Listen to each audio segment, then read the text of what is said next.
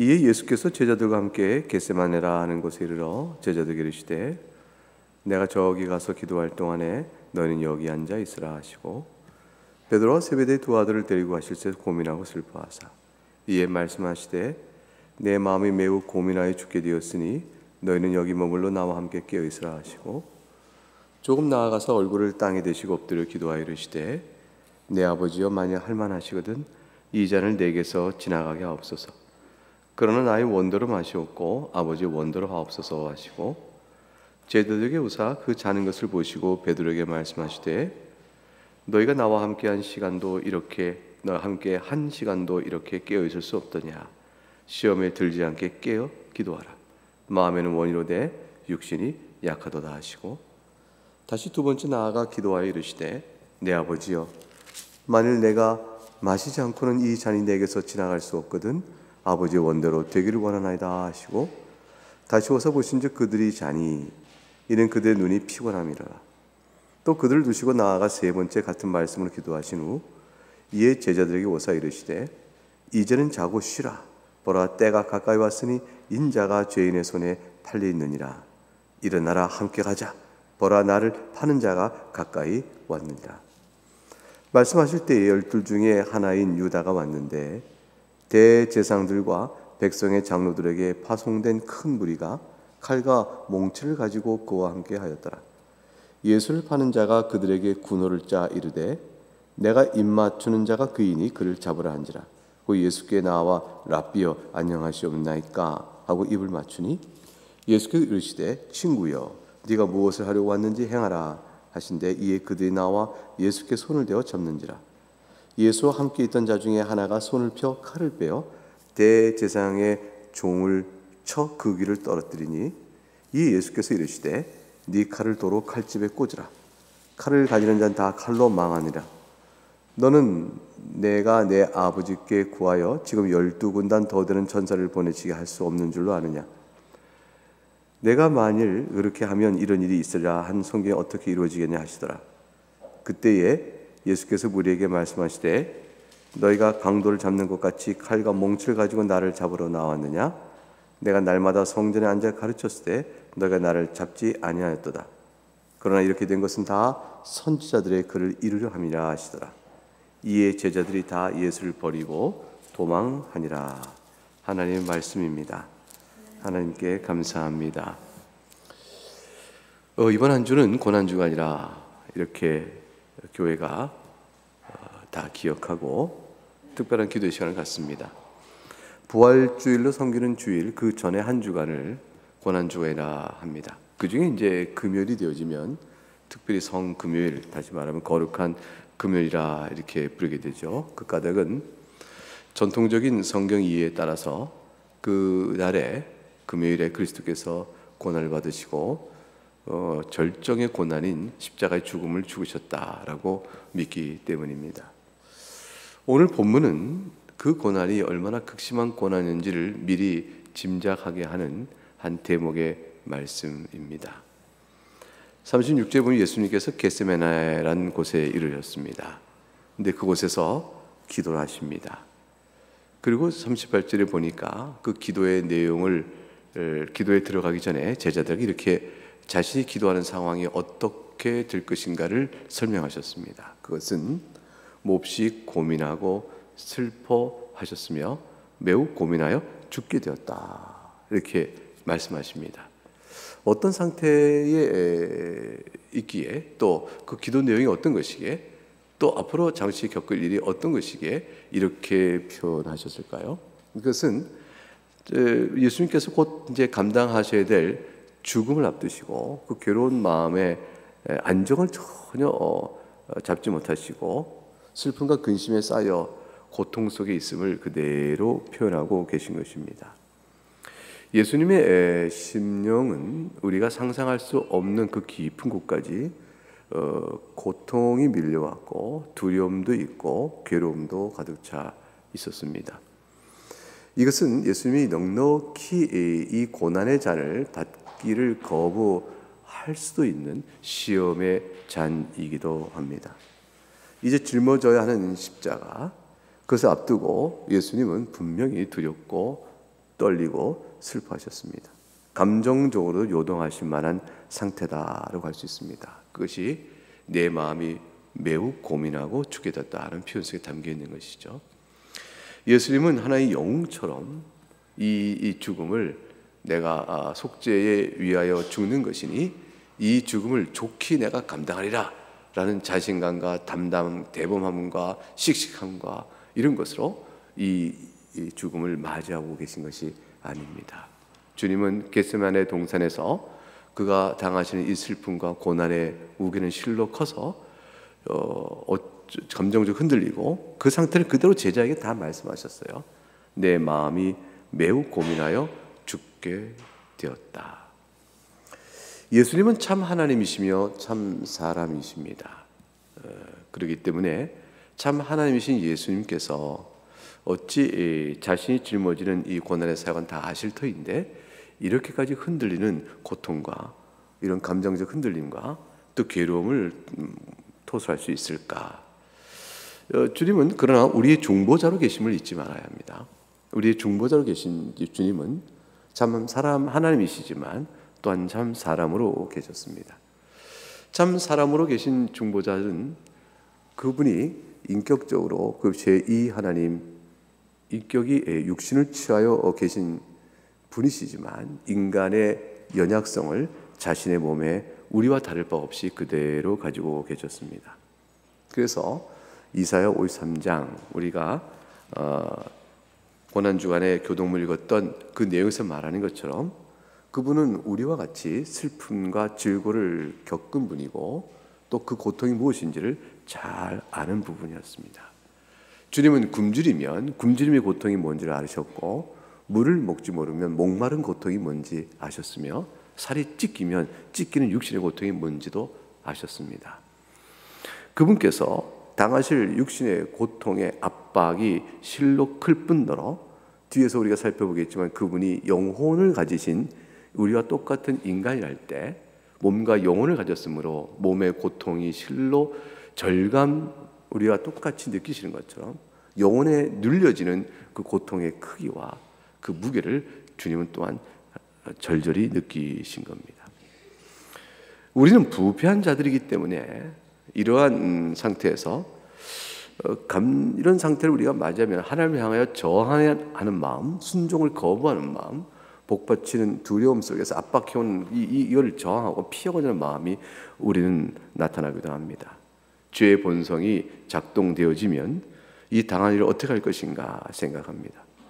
그런데 예수님께서는 자신이 짊어져야 될 이 고통의 크기가 심히 고민하게 됐다라는 말 속에 담겨있는 아까 말씀드린 이런 상태에도 불구하고 전혀 그 마음에 죄를 범치 않습니다. 어떤 뜻이냐면 하나님께서 내미시는 고난의 잔을 그대로 받으십니다.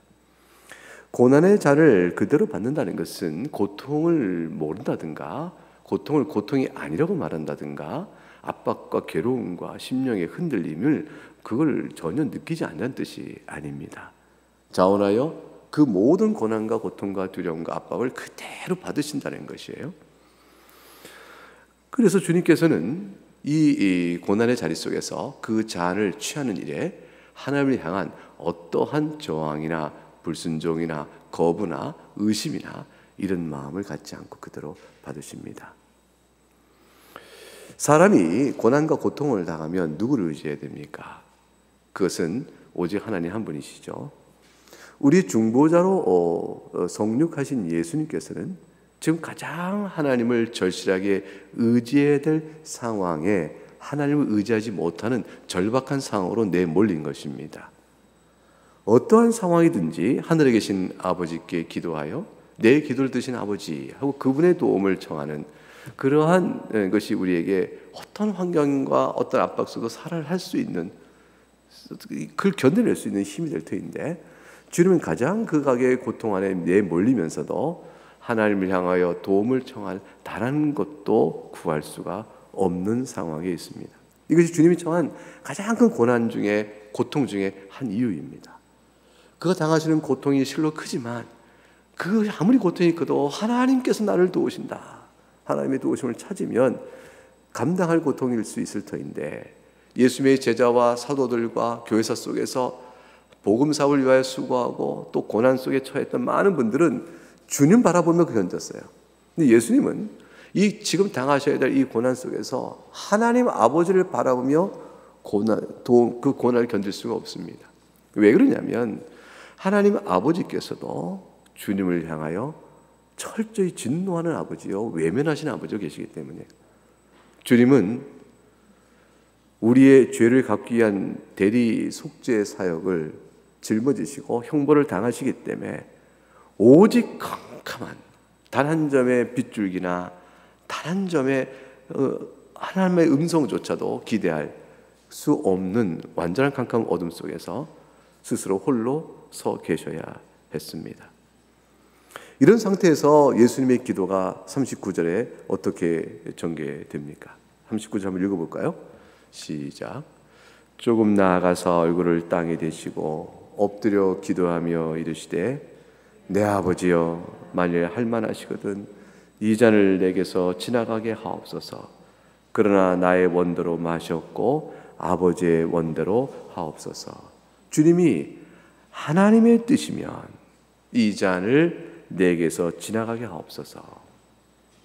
그것은 어떤 것을 말하는 거예요? 본인이 그러나 아버지 원대로 하옵소서라고 말하며 그 잔을 그대로 받으실 때 이 잔이 얼마나 고통스러운 것이고 얼마나 끔찍한 것이며 무서운 것인가를 아시는 말씀으로 이 잔을 하나님의 뜻이거든, 주께서 할만하시거든, 주의 영원전에 내 안에서 택정한 주의 백성을 구원하신 일과 관련하여 주께서 이 일 말고 다른 길을 주님께서 원하시고 행하고자 하신다면 내가 이 잔을 받지 않을 수 있사오니 그러실 수 있겠습니까? 라고 묻는 것인데, 이것은 새로운 가능성을 지금 듣고 할 수 있지 않게 해주세요, 다른 방법 없어요 라는 것이 아니라 이미 결정된 하나님 뜻이 자기 받으러 오신 거예요. 아버지 뜻을 이루어 오신 분이기 때문에 그 뜻을 이루어 오신 분으로 이걸 받으시면서 이 표현 속에는 내가 받을 잔이 어떠한 것인가 하는 것을 보여주고 있는 것이죠.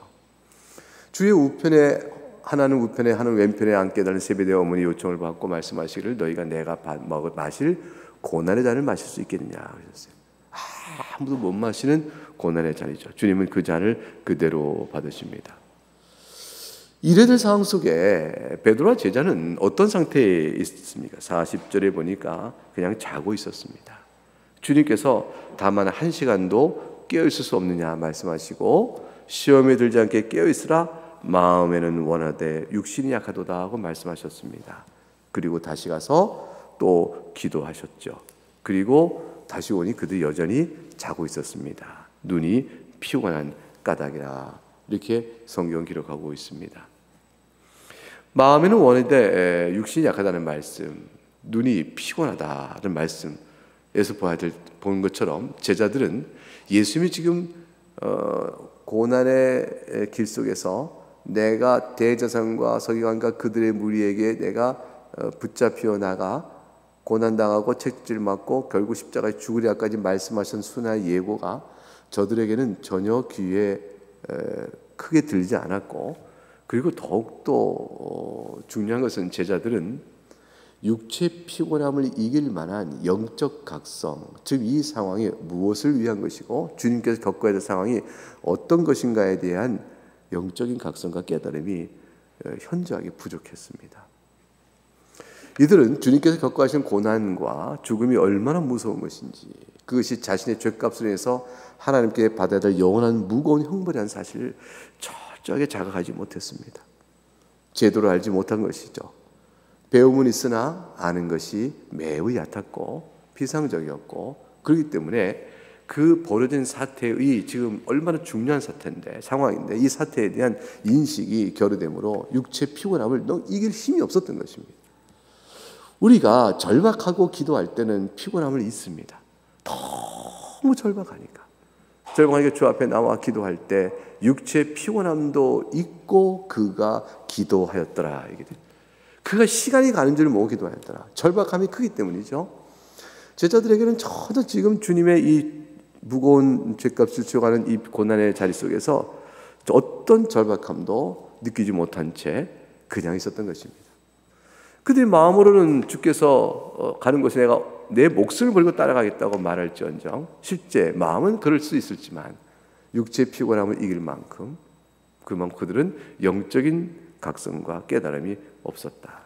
그들은 전혀 아무도 주님께서 드려지는 희생양의 제사의 자리에 저들은 참여할 수가 없었던 것입니다.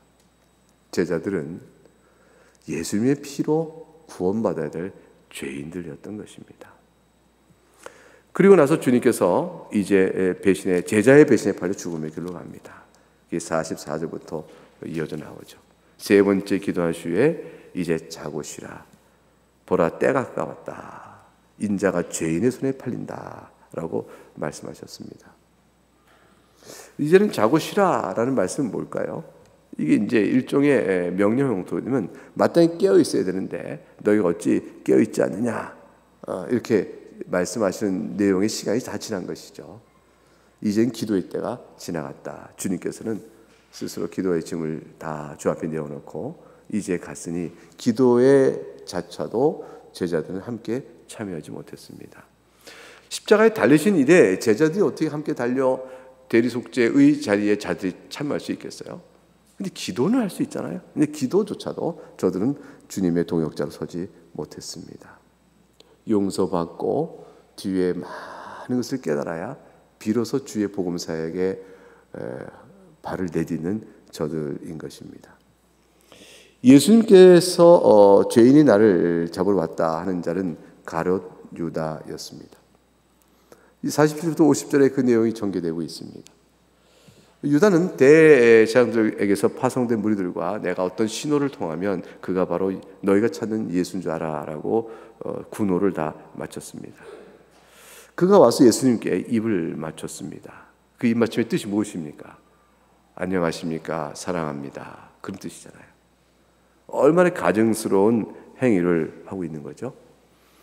그 예수님께서 그걸 다 알고 있는데 네가 바로 말하였도다. 자신을 파는 자가 누구인지를 주님께서 이미 알리신 바 되었는데 가룟 유다가 양심에 화인 맞은 자 되어져서 그에게 입을 맞춥니다. 안녕하십니까? 사랑합니다. 뒷말은 뭐죠? 이자가 그 자니 잡으라 라는 것이죠. 겉으로는 스승을 향한 공경과 존경과 사랑의 표현이지만 속으로는 마음의 빚을 꿇고 죽음은 내모는 배신의 행동이었습니다. 그러니 그의 아들에게 입맞추면 살 것인데 마귀에게 입맞추면 죽는 것입니다. 지금 가룟 유다는 예수님께 입을 맞췄지만 사실은 그 마음속에 푸는 대로 마귀가 덧씌워진 그 마귀에게 입을 맞춘 것이죠. 우린 누구에게 입 맞추는 것인가? 누구를 안녕하십니까? 사랑합니다. 라고 물으며 입을 맞추는가? 결국 자기의 생각에 갇힌 유다는 예수님에게 입을 맞추는 것 같아서 사실은 마귀에 입 맞추고 스스로 영원한 정죄받을 길로 가게 됩니다. 친구여, 네가 무엇을 하려고 왔느냐? 왔는 바를 행하라 하셨습니다. 친구여, 과연 친구라고 주님께서 부를만 하시죠? 3년 동안 한 상에서 밥을 먹고 주께서 가르친 제자입니다. 그 제자가 배신과 배도를 했어요. 주님은 다 알죠. 그 주님께서 그를 친구라 부르신 것은 유다에게는 마지막 회개 때예요. 친구여, 네가 무엇을 하러 왔느냐 할 때 최소의 양심의 일말에 흔들려 자신의 배도와 가증함을 다 아시는 주님께서 친구라 불러주시는 말 음성 속에 한 번에 마지막에 회개의 기회가 있는 것이죠. 주님께서 타락한 에덴 동산에서 아담아 네가 어디냐 부르시는 것이 찾는 음성이란 말이에요. 친구여, 내게 무엇을 행하러 왔는지 네가 행하라 라는 말 속에는 역설적인 말씀이 있죠. 마지막 때까지 한번 주어진 일입니다. 그러나 자신이 받은 은혜는 다 있고 그 말을 듣고도 양심의 가책이 없이 유다는 예수를 넘겨주고 떠납니다. 무리들이 칼과 몽치를 가지고 왔죠. 주님은 아무것도 없고 연약한 자로 있는데 평화의 주님을 잡으러 오면서 칼과 몽치를 가져왔다는 것은 그만큼 주님을 두려워했던 것이죠. 저들이 생각하는 것은 오직 물리적 힘으로 제압하는 것 외에 다른 어떤 일을 생각하지 못하고 있습니다.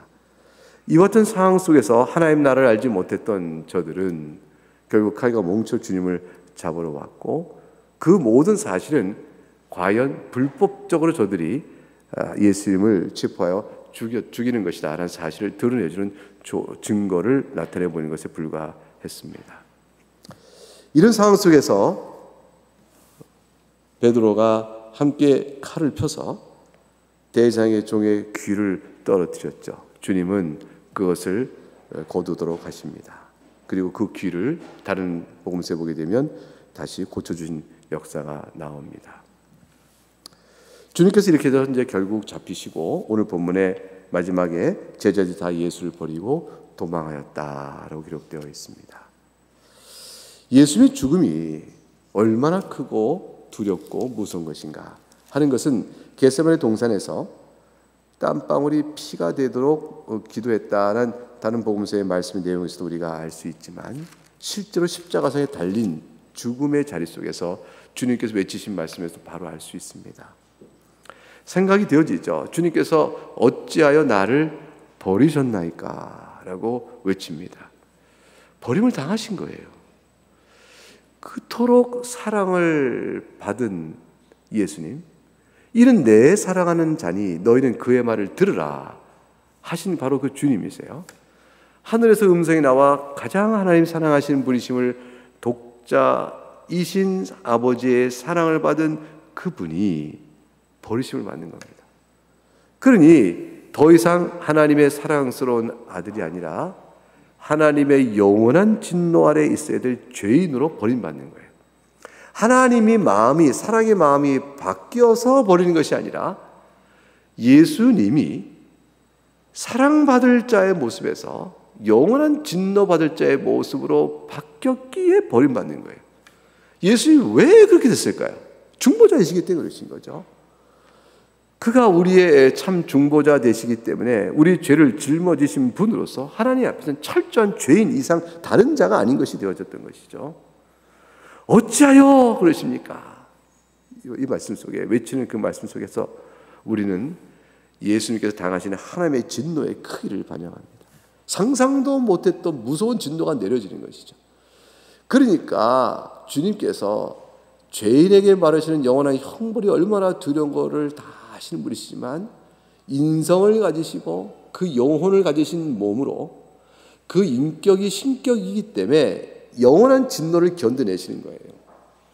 그러니까 몸과 영혼을 가지신 한 사람의 중보자의 인성에 따른 그 몸을 가지고 채찍마다 찢기시면서 진노의 무거운 그 형벌을, 그 인격 자체가 제2인격 신격이시기 때문에 그거를 다 감당해 내시는데, 그게 너무너무 큰 것이죠. 무한한 크기의 진노를, 그냥 영원한 진노요, 무한한 크기의 진노요, 그걸 쏟아 붓고 있으니 그걸 당하시면서 어찌하여라를 외치고, 이전까지 누렸던 사랑의 지극하면서 가장 어두운 상태로 바뀌어지는 상황 속에서 어찌하여 나를 버리시나이까 하는 것이죠. 그런데 주님이 그 순간에 어찌 나를 버리시나이까, 이럴 수 있습니까? 하고 저항과 불만과 거부의 외침이었다면, 그의 그 죽음은 우리에게 아무런 유익을 못 주는 헛된 죽음이 됩니다. 마지막 죽음의 그 순간에서도 그가 흠없는 죄를 대속하는 어린 양이 되어야 했습니다. 그것은 나의 하나님, 나의 하나님, 그 진노를 꽂아 내리시는 주님을 향하여 여전히 나의 아버지여, 나의 하나님이여 외치시는 그 신앙 안에서 그의 무흠성이 끝까지 증거되어 갑니다. 주님은 그 진노를 받는 자리에서도 하나님을 향한 믿음을 여전히 지키고 있는 것입니다. 그러므로 죄 없는 중보자로서 우리를 대신하여 형벌을 받고 죽으시는 모습을 완전하게 성취하셨습니다. 그것이 예수 그리스도에서 받으신 고난의 죽음에 대한 신학이요, 신앙이요, 묵상입니다. 이런 은혜로 우리가 구원을 받아 주 앞에서 생명 얻은 자여, 의인이요, 하나님을 아버지라 부르는 말할 수 없는 은택을 누리게 된 것이죠. 오늘 성금요일이라는 이 날에 특별히 그 은혜를 더욱더 생각하며 깊은 감사를 드리고 이 은혜보다 큰 복이 세상에 어디 있는가 생각하며 주를 더욱더 감사하고 주 안에서 힘을 내어 한평생 주는 동안에 주의 나라의 백성으로 살아가는 우리가 되어야 할 것입니다. 주님을 찬송하며 이 시간에 기도하러 나가겠습니다. 먼저 함께 찬송하겠습니다.